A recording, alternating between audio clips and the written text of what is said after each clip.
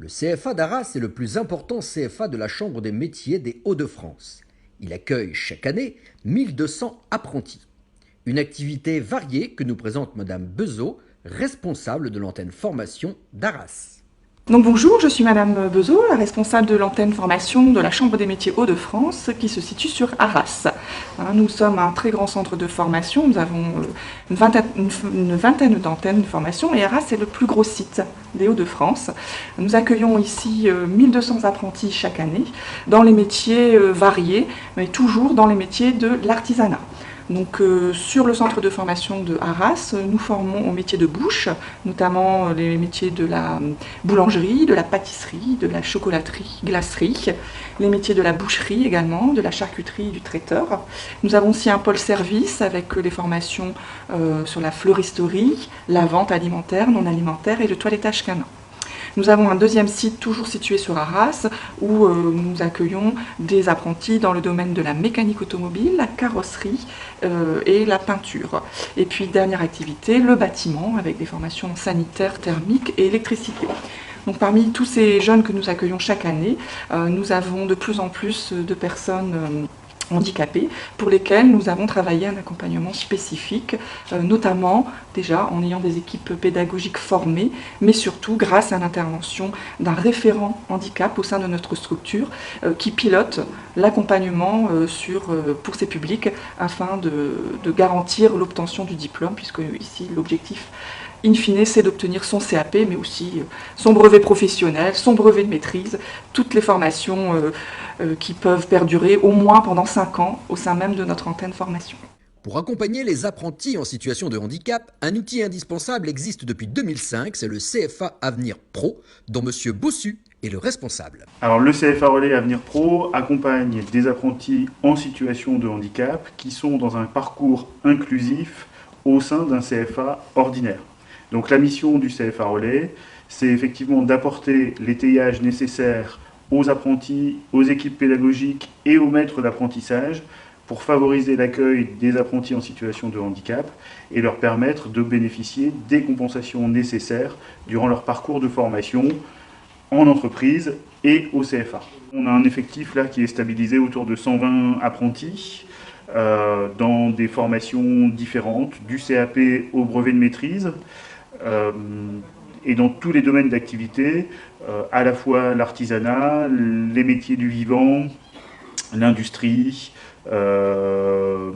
et en fait toute formation qui est dispensée en apprentissage, puisque le principe, et en tout cas la clé d'entrée pour être accompagné par le CFA Relais, c'est d'être reconnu sur le champ du handicap et de bénéficier d'un contrat d'apprentissage.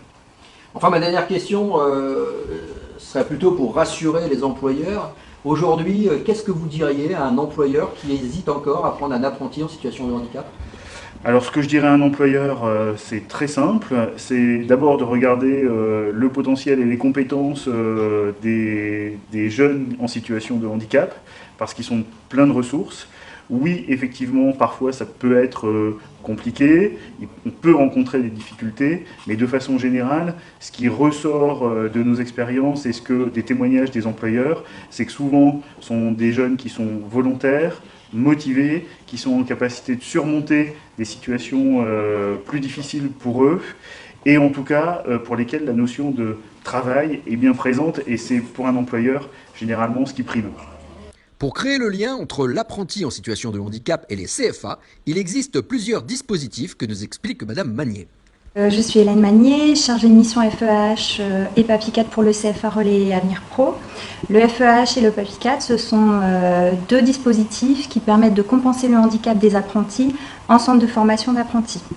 Donc tout d'abord le FEH. Le FEH, c'est un fonds d'équipement qui permet de financer les adaptations de poste de travail de l'apprenti au CFA.